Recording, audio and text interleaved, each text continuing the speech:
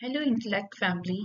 Welcome to Intellect, and I'm Surfi, and I come from very strong background of environmental research and having worked as a project biologist and research scholar at the Wildlife Institute of India. I have also been a UPSC experience, so I bring both practical experience and deep understanding of environment issues. And on this channel, I'm excited to share some meaningful discussion. And yes, I'm going to start with our environment series, and the name of series is Interact Earth, and where of course we discuss about environment concept, solution, and study, and yes, some cases also. And already I have been shared one lecture with you of this series, and now this is other one. And however, I want this space where we interact, learn, and grow together. So let's get start with the series. Okay. So before we begin with the series, let's understand why this lecture is useful and how much important it is and why this is important. Okay. So first, it will help you to build a strong conceptual understanding and highly useful for competitive exam and academic. And yes, it connect theory with the real world issues and develop awareness and critical thinking in the field of environment. Okay. So and who can benefit from this lecture? UGC NET aspirant, as environment is a key topic in paper 1, and this lecture clarify a core concept and thinker UPSC aspirant, okay, because environment issue are vital for the GS paper and essays, and this lecture provide a philosophical foundation where you can integrate your environment concepts and cases and any issue related to environment integrate with your GS answer and essays. And the third one is 11th and 12th grade student. This connect textbook environment chapter to the real world examples, okay. And finally, MSc student add interdisciplinary depth and combining psychology, ecology, and philosophy. So today's lecture topic is chronology of the development of environment science from ancient philosopher to modern ecology. यहाँ पे हम पढ़ेंगे कि कैसे environment science का development हुआ, okay क्या chronology थी, कैसे जो philosophers थे, जो ecologists थे, वो कैसे ancient philosophers से evolve होके ये theory modern ecology theory तक पहुंची. यहाँ पे हम इन सब चीजों को जानने की कोशिश करेंगे एग्जाम्पल के साथ. ओके सो बने रहिए हमारे साथ. यहाँ पे जो कंटेंट हम कवर करेंगे, how environment science started, who give important ideas and how ecology develop and easy tricks to remember every scientist. Okay so let's start. Suppose अगर ह्यूमन डिसअपेयर हो जाते हैं अर्थ से, ठीक है, तो फॉरेस्ट क्या सरवाइव होगा? तो बहुत लोग बोलेंगे यस, कुछ लोग बोलेंगे नो. ओके बहुत सारे मिक्स आंसर आएंगे. ओके और अगर हम बोलते हैं अगर फॉरेस्ट डिसअपेयर हो जाते हैं तो क्या ह्यूमन सरवाइव करेंगे? तो तब भी ये आंसर आएगा कि yes no. With time, time लगेगा लेकिन विद टाइम सब कुछ खराब होना शुरू हो जाएगा. ओके सो जब हम इस रिलेशनशिप को ना, जब हम जो नेचर है और कोई भी ऑर्गेनिज्म है लिविंग बीइंग, ओके जब हम उसका और जो नेचर के साथ इंटरेक्शन है, जब हम इसको पढ़ते हैं ना, इस स्टडी को, इसको इकोलॉजी बोला जाता है. Okay so today we will learn how this idea develop. ये आइडिया कैसे डेवलप हुआ, ये इकोलॉजी का जो कॉन्सेप्ट है ये कैसे आया, ठीक है, और ये इवॉल्व कैसे हुआ. इससे इम्पोर्टेंट है कि आने से आया तो ठीक है, बट वो विद टाइम कैसे इवॉल्व हुआ, ये जो आज का जो मॉडर्न टाइम है इसके साथ कैसे इवॉल्व हुआ. Okay so let's start with this. Okay now here's timeline. यहाँ पे 4th सेंचुरी पे हिपोक्रेट्स आए, ओके एरिस्टोटल आए, थियोफ्रिस्टस आए, एंड 1662 में जॉन ग्रांट आए, 1756 में बुफॉन, 1798 में माल्थस, ओके एंड 1835 में क्विटिलेट एंड 1843 में फार, 1859 में जियोफ्री सेंट हिलेरी एंड 1868 में रीटर एंड 1869 में ऑन्स हेगल एंड 1935 में एजी टैंसले एंड 1969 में इगिन ऑडम. ओके तो पहले ये सारा क्रोनोलॉजी था, जहाँ पे ये क्रोनोलॉजी के अकॉर्डिंग मैंने स्लाइड्स में इनको वो कर दिया है कि कैसे कैसे कौन पहले आया और कौन लास्ट में आया। ओके, तो आप देख लेना एक बार। और सबसे पहले जो आए वो हिपोक्रेट्स, कैसे 460 370 बीसी में, क्या बैकग्राउंड था इनका। ओके, ये जानने की कोशिश करते हैं कि जो हिपोक्रेट्स थे उन्हें फादर ऑफ मेडिसिन बोला जाता था। ओके, तो ऑब्वियस सी बात है कि अगर मेडिसिन वाला फील्ड है तो कहीं ना कहीं ये एनवायरनमेंट से तो रिलेट नहीं होंगे। बट इनका मानना जरूर था, इन्होंने एक आइडिया जरूर दिया था एनवायरनमेंट से रिलेटेड। इन्होंने ये चीज ऑब्जर्व की थी कि कैसे जो डिजीज है ना, जो भी ह्यूमन में डिजीज हो रही है, वो डिपेंड करती है क्लाइमेट, वाटर एंड सराउंडिंग पे। जब उन्होंने ह्यूमन को देखा कि इनमें जो डिजीज हो रही है वो वाटर की वजह से आ रही है, सराउंडिंग की वजह से आ रही है, जो भी इन्वायरमेंट है उसकी वजह से आ रही है, जो भी सराउंडिंग में है उसकी वजह से वो डिजीज हो रही है, तो उन्होंने बोला कि हाँ, disease depend on climate, water and surrounding. और मेन आइडिया क्या था, environment affect human health. So basically ये ह्यूमन हेल्थ पे स्टडी कर रहे होंगे। ठीक है, तो इनको लगा कि जो इन्वायरमेंट है वो कंट्रीब्यूट करता है ह्यूमन हेल्थ को। एंड ये बहुत हद तक सही भी है, और मैं तो बोलूंगी इवन सही ही है। ठीक है, करता है। हमारा ह्यूमन हेल्थ, जो भी हमारी हेल्थ है वो हमारे इन्वायरमेंट पे ही डिपेंड करती है। एग्जाम्पल, अगर डर्टी वाटर है तो कोलोरा होने के बहुत ज्यादा चांसेस हैं। ओके, इमेजिन आप रोड साइड मोमोज, जहाँ पे एक ओपन ड्रेनेज है, वहां पे अगर आप मोमोज ले रहे हो, गोलगप्पे खा रहे हो, तो हो सकता है कि यार चांसेस कि आपको टाइफाइड हो जाए, आपको कोलोरा हो जाए, आपको कोई भी डिजीज हो जाए। ओके, सो हमारा इन्वायरमेंट हमारी हेल्थ को बहुत अफेक्ट करता है। इसका अगर हम इंडियन एग्जांपल देखें, आप देखते हो Delhi air pollution increase, asthma every winter, हर साल अस्थमा के केसेस बढ़ रहे हैं दिल्ली एयर पॉल्यूशन की वजह से। ठीक है, तो इनका क्या कहना था, इन्वायरमेंट में जो भी एनवायरमेंट के वो है, पार्ट है, कंपोनेंट है, जैसे कि air, water, climate, okay, biotic and abiotic, ये तो बाद में आई ये बातें, बट उनके अकॉर्डिंग इन्वायरमेंट के ये पार्ट थे और जो कि ह्यूमन हेल्थ को अफेक्ट कर रहे थे। Okay, so this is all about Hippocrates. Now next is Aristotle, father of biology. Father of biology क्यों, ये ना स्टूडेंट थे प्लेटो के। प्लेटो कौन था, प्लेटो एक फिलोसफर था, इसे बोल सकते हैं प्लेटो को एक पॉलिटिकल साइंस फिलोसफर था, जिन्होंने अपनी बातें करते थे। और ये एरिस्टोटल उनके ही थे। और एरिस्टोटल को आप देखोगे, इवन आप कोई भी सब्जेक्ट पढ़ोगे ना, आपको इनका नाम दिखेगा। कि जैसे आप सोशियोलॉजी पढ़ोगे तो भी आपको एरिस्टोटल के बारे में पढ़ेंगे, आप एंथ्रोपोलॉजी पढ़ोगे तो भी आप इनके बारे में पढ़ोगे, पॉलिटिकल साइंस पढ़ोगे तो भी आप इनके बारे में पढ़ोगे।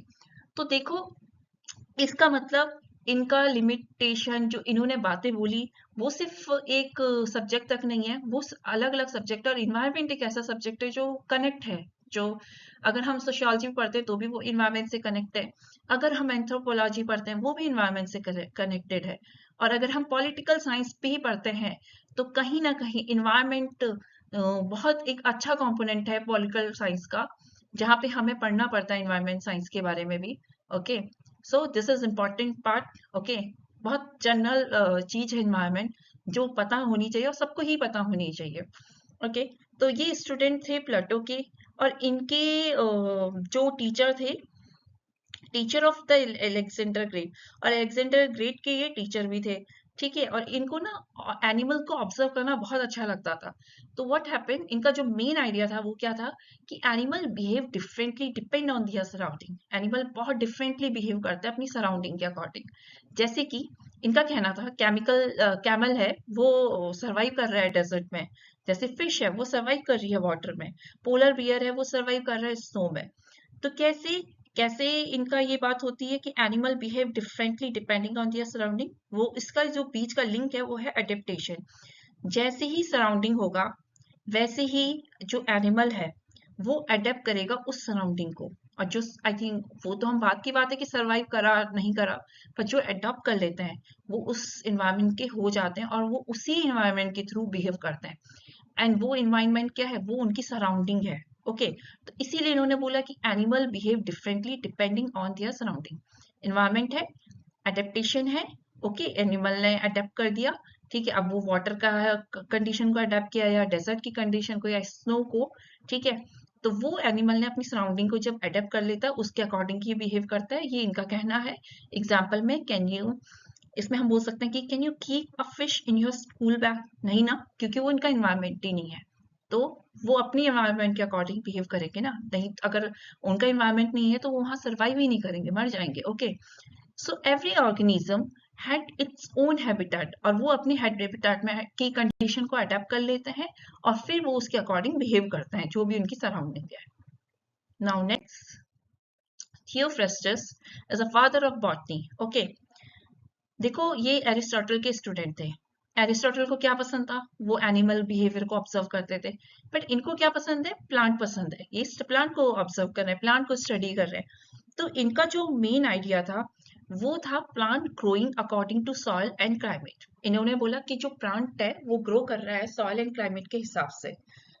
इसमें हम एक एग्जांपल देखते हैं, जैसे कि बासमती राइस है। ओके, देहरादून का बासमती राइस है, ठीक है, तो वो बहुत वर्ल्ड वाइड फेमस है, उसको जीआई टैग भी मिला है। क्यों? क्योंकि जो उसकी एरोमेटिक एरोमा है ना, उसका उसको कौन क्या सपोर्ट करते हैं, किस वजह से वो एरोमा है, क्योंकि वो जो एरोमा है ना उसको यहाँ का जो क्लाइमेट है, सॉइल है, रेनफॉल है, वो सपोर्ट कर रही है, उस तरीके का एरोमा डेवलप कर रही है उसमें। तो इसीलिए वो बहुत यूनिक है, डिफरेंट है, इसकी वजह से वो फेमस है और उसकी वजह से उसको जीआई टैग मिला हुआ है। ठीक है, तो वो किसके हिसाब से ग्रो कर रहा है, यहाँ की इन्वायरमेंट, यहाँ की क्लाइमेट, यहाँ की सॉइल के हिसाब से वो प्लांट ग्रो कर रहा है। ओके, यहाँ और भी प्लांट है, यहाँ और भी वेराइटी होती है, बट यहाँ का जो डिस्टिंक्ट एक है उसकी प्लांट की वो स्पीसीज को सपोर्ट करता है। ठीक है, एग्जाम्पल के लिए हम tea grows well in Assam. Okay, जो असम ट्री हम फेमस है वो भी दार्जिलिंग टी। ओके, तो वहाँ का सॉइल वो करता है। अगर यहाँ पे वो करेंगे तो हम उसको दार्जिलिंग टी नहीं बोलेंगे, फिर उसको हम हिमालयन टी या कुछ और टी बोल देंगे, लेकिन वो दार्जिलिंग टी तो वहीं मिलेगी और वहीं का उसका एनवायरमेंट उसको सपोर्ट करेगा। Apple grows in Himachal and rice grows in Uttarakhand. Okay, तो ये इनका मेन आइडिया था। Now let's move to another, John Graunt. Okay, 1662 में फादर ऑफ डेमोग्राफी। देखो अब यहाँ पे डेमोग्राफी की बात हो रही है, तो हम तो इन्वायरमेंट पढ़ रहे हैं, हम तो इन्वायरमेंट की क्रोनोलॉजी पढ़ रहे हैं, नहीं, ये सारे इंटरलिंक्ड हैं, क्योंकि demography is all about population, and population एक बहुत आई थिंक यूनिट है। इंडिविजुअल के बाद एक पॉपुलेशन ही एक ऐसी यूनिट है जो इन्वायरमेंट का पार्ट है। ठीक है, उसके बाद सराउंडिंग है, उसके बाद कम्युनिटी है।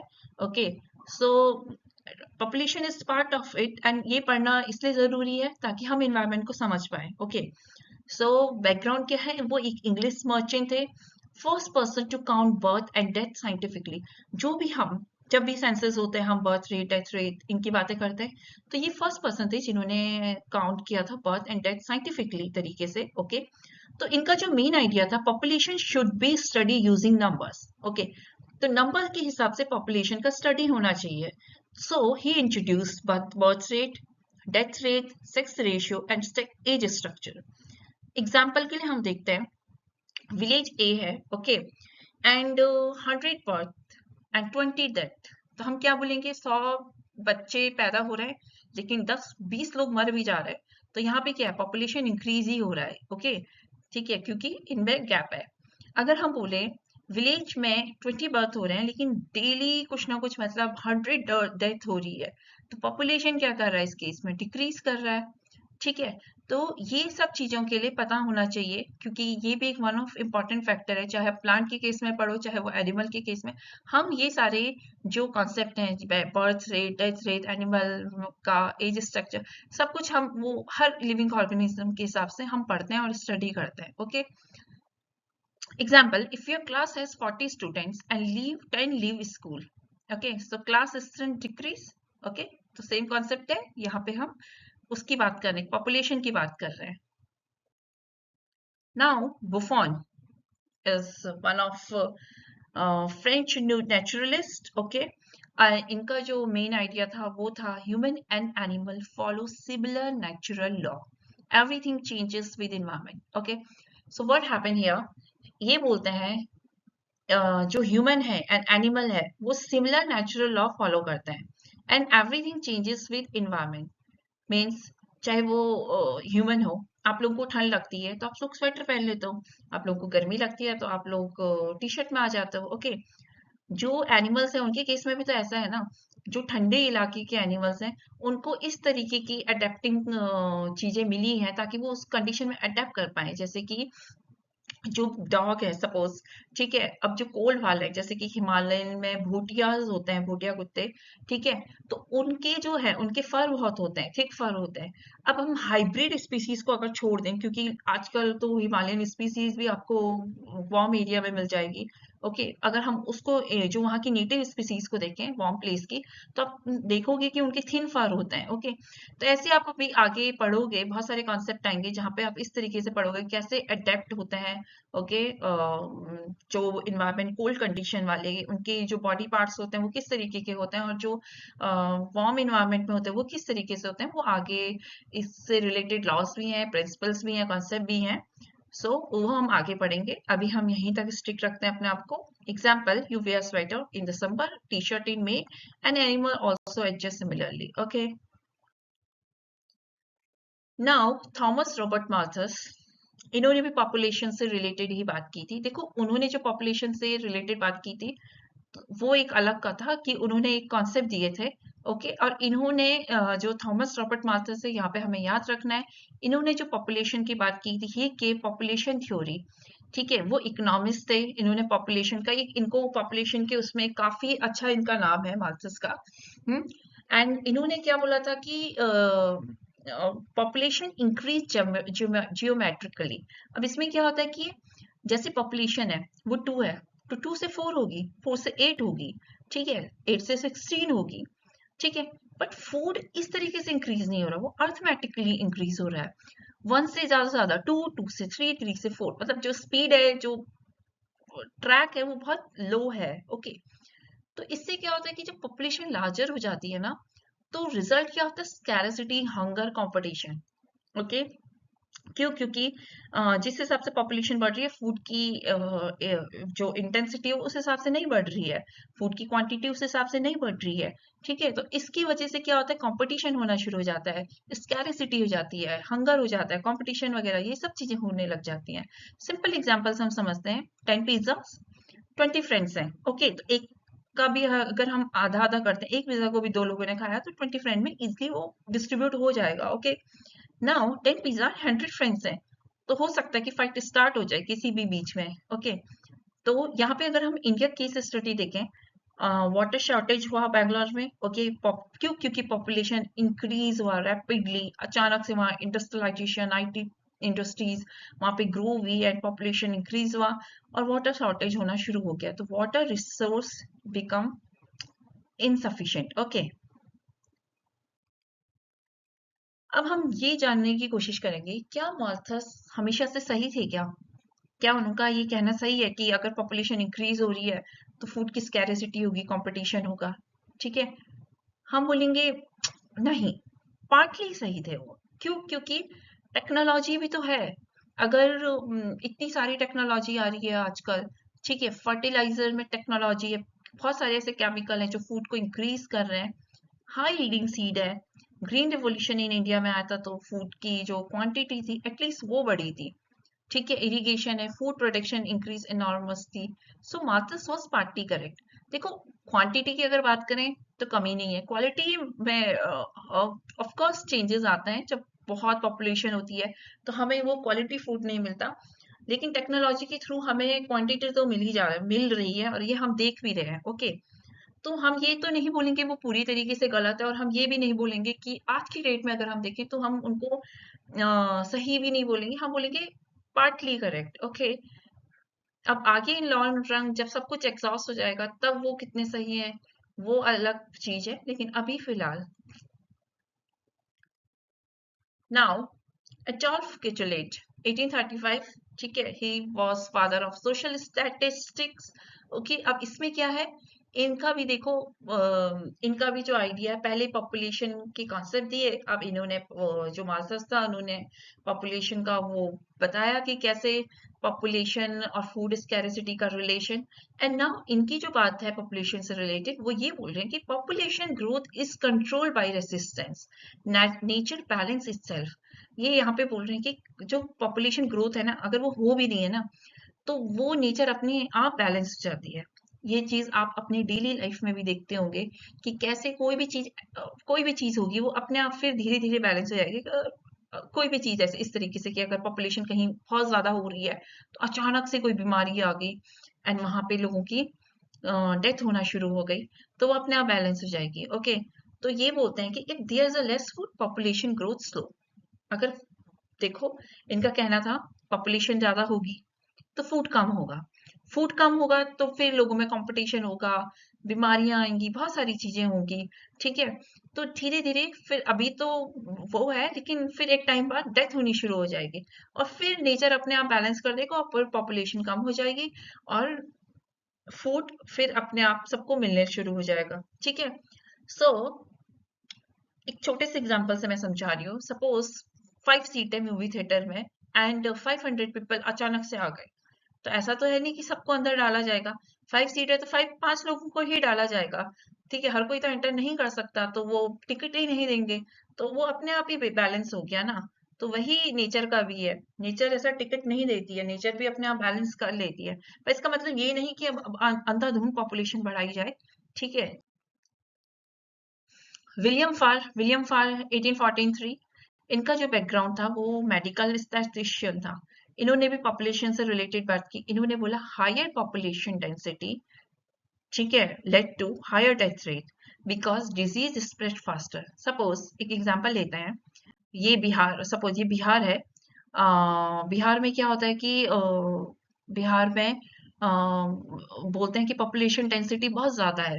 ठीक है, या दिल्ली में, न्यू दिल्ली में पॉपुलेशन डेंसिटी बहुत ज्यादा है। क्यों? क्योंकि 1 स्क्वायर किलोमीटर में 1000-2000 लोग रह रहे हैं। सपोज मैं ऐसा मान के चल रही हूँ, वैसे तो बहुत उससे भी ज्यादा रहते हैं, बट मैं एक मान के चल रही हूँ। ठीक है, तो अगर वहां पे कोई डिजीज आई, कोविड आया, तो वो बहुत जल्दी वहां फैलेगा, या कोई भी वायरल इन्फेक्शन आया बहुत जल्दी वहां फैलेगा। तो उससे क्या होगा, पॉपुलेशन डेंसिटी अगर ज्यादा है किसी जगह तो वहां पर फिर डेथ रेट होना भी शुरू हो जाएगी अगर कोई डिजीज आ गई। तो यही इन्होंने बोला हुआ था। Okay, now next, Geoffroy Saint Hilaire, इनका था बैकग्राउंड में, he was French naturalist and इनका जो मेन आइडिया था, study a relationship between organism and environment. ठीक है, इन्होंने जो मेन स्टडी किया था वो इन्होंने रिलेशन, ऑर्गेनिज्म और एनवायरनमेंट के बीच में क्या रिलेशन है। ठीक है, तो ये वन ऑफ अर्ली थिंकर थे जिन्होंने एडेप्टेशन के बारे में बात की थी। ओके, तो इन्होंने बोला जैसे कि world beak differ according to feet, long beak, short beak and strong beak, environment shape organism. यहाँ पे हम देखते हैं लॉन्ग बीक, जैसे कि वाटर बर्ड है, उनको फिश अपना लेना होता है, जो भी फिश इंसेक्ट्स जो भी वाटर में होता है, वो अगर उनको लेना चाहते हैं तो उनको ऐसी लॉन्ग बीक मिली हुई है कि वो उसको ले सकते हैं, कि ताकि वो अंदर से जब भी आए और वो अपना जो बीक है उनको अगर वो वाटर के अंदर डालें तो वो कैच कर सके फिश को। ओके, शॉर्ट बीक है, जैसे कि छोटी छोटी जो बर्ड्स होती हैं उनकी शॉर्ट बीक्स होती हैं, वो इंसेक्ट खाती हैं या वो किसी फ्रूट को वो कर रही है, प्रिक कर रही है। ठीक है, तो उसको खाने के लिए उनको कोई बहुत बड़ी लॉन्ग बीक नहीं चाहिए और वो खा भी नहीं पाएंगे अगर उनके पास लॉन्ग बीक होगा। तो उसके लिए क्या है, short beak. Okay, and strong beak, woodpecker को आप एग्जाम्पल ले लो। वुडपेकर का क्या है, वुडपेकर के पास स्ट्रॉन्ग बीक होती है। ठीक है, ताकि वो इजिली विड को पिक कर पाए। तो ठीक है, तो उनका इन्वायरमेंट ही उनके ऑर्गेनिज्म का जो भी एडेप्टेशन है, जो भी फूड है, फूड हैबिट है, उसको चेंज कर रहा है। ओके, तो इन्वायरमेंट शेप कर रहा है। तो ये जो रिलेशन है कि कैसे ऑर्गेनिज्म एंड इन्वायरमेंट एक दूसरे से इंटरेक्ट होके ऑर्गेनिज्म शेप होता है या इन्वायरमेंट शेप होता है, इस स्टडी या इस रिलेशनशिप को इन्होंने स्टडी किया। Okay, now Reiter the main idea introduce the word oecology. And what is oceology? Study of relationship between organism and environment. यहाँ पे क्या है, रिलेशनशिप पढ़ रहे हैं ऑर्गेनिज्म एंड एनवायरनमेंट के बीच। इन्होंने भी ऑर्गेनिज्म एंड एनवायरनमेंट के बीच का स्टडी पढ़ा था, पर इन्होंने एक वर्ड दिया था ओकियोलॉजी। इन्होंने ये वर्ड नहीं दिया था, इन्होंने भी सेम चीज की, पर इन्होंने एक वर्ड दे दिया ओकियोलॉजी। ठीक है, जिन्होंने जो स्टडी इन्होंने की ना उसको इन्होंने नाम दे दिया, बस इतना याद रखना। जॉफ्री सेंट हिलेरी ने जो स्टडी की थी उसको इन्होंने रिटर्न ने नाम दे दिया था oecology. Okay, example tiger, forest, deer, grass, rain, everything is connected ना। हम उसमें भी तो पढ़ते हैं एनर्जी के जो पिरामिड होता है, कैसे primary producer, secondary, tertiary consumer, they all are connected. Okay, अब वो चाहे वो एनर्जी में के उस रिस्पेक्ट में कनेक्टेड हो या फूड चेन या जो भी है, ठीक है, या बायोमास, anything else, ठीक है? तो they all are interconnected with each other. Now on cycle 1869, father of ecology बोला जाता है. He was German geologist. Okay, ecology is the study of relationship between organism and their organic and inorganic environment. Okay, ये जो ecology है ना, यहाँ पे हम इनके अकॉर्डिंग जो हम स्टडी कर रहे हैं वो हम पढ़ रहे हैं इकोलॉजी को, रिलेशन पढ़ रहे हैं एक ऑर्गेनिज्म का उसका ऑर्गेनिक और इनऑर्गेनिक इन्वायरमेंट के बीच में. ऑर्गेनिक में क्या आ गया? Plant, animal and micro organism. And inorganic में आ गया water, air, soil and sunlight. So imagine करो एक मेकिंग टी, हमें एक चाहिए होती है tea leaves, milk, sugar, gas and water. अब हमें टी बनानी है और हमने टी को ही हटा दिया, तो व्हाट हैपन? टी नहीं बनेगी ना, remove T, complete incomplete T है, ठीक है? तो similarly ecosystem also need every component. Okay, तो यहाँ पे क्या है कि जब हम ये ऑर्गेनिक और इनऑर्गेनिक, ऐसा नहीं है कि हमें सिर्फ ऑर्गेनिक चाहिए, हमें इनऑर्गेनिक चीजों को भी पढ़ना पड़ता है कि जैसे वाटर का फिश से क्या रिलेशन है, एयर और बर्ड का क्या रिलेशन है, या एयर और हमारा क्या रिलेशन है, हमारा वाटर के साथ क्या रिलेशन है, हमारा सॉइल के साथ क्या रिलेशन है. और सोचो ये तो इतनी इन डेप्थ है कि इन चीजों में भी जो प्रेजेंट ऑर्गेनिज्म है उनके साथ हमारा क्या रिलेशन है या उनका आपस में क्या रिलेशन है, ये सारा स्टडी इकोलॉजी में हम लोग पढ़ते हैं. और उसी स्टडी को इन्होंने पढ़ा और उन्हें ये आइडिया दिया कि इकोलॉजी क्या है, एक स्टडी है relationship between organism and their organic inorganic environment. Okay, so now let's move to another one. A.G. Tansley, father of ecosystem. Okay, so main idea, introduce the word ecosystem, living, non-living, interact together. इनका क्या था? इनको जो environment concept है ये उन्होंने दिया, sorry ecosystem का जो कॉन्सेप्ट है ना, एजे टैंसले ने दिया था. ठीक है, तो एजे टैंसले को क्या बोला जाता है? Father of ecosystem concept. Okay, introduce the world ecosystem इन्होंने इंट्रोड्यूस किया. ठीक है, इन्होंने बोला कि लिविंग नॉन लिविंग इंटरेक्ट करते हैं together. Okay, example forest, tree, animal, bird, soil, water, sunlight, all they together form one ecosystem. Okay, जहाँ पे लिविंग ऑर्गेनिज्म भी है, नॉन लिविंग भी है, they interact with each other and then they form, उस concept को इन्होंने बोला इकोसिस्टम. हम जैसे सुंदरवन में देखेंगे, हम मैनग्रोव्स में देखेंगे कि कैसे living and non living organism इतना रिच बायोडाइवर्सिटी क्रिएट करते हैं. Okay, tiger, fish, river, people, they all together form an ecosystem. Now Izini Odom, okay, he was, he is now, I don't know, pause वाला हिसाब है कि नहीं है. Father of modern ecology. Main idea क्या है? Ecology is study of structure and function of nature. ये आज की डेफिनेशन है. अगर आप इकोलॉजी के बारे में लिखते हैं तो आप ये लिख सकते हैं, ecology is the study of structure and function of nature.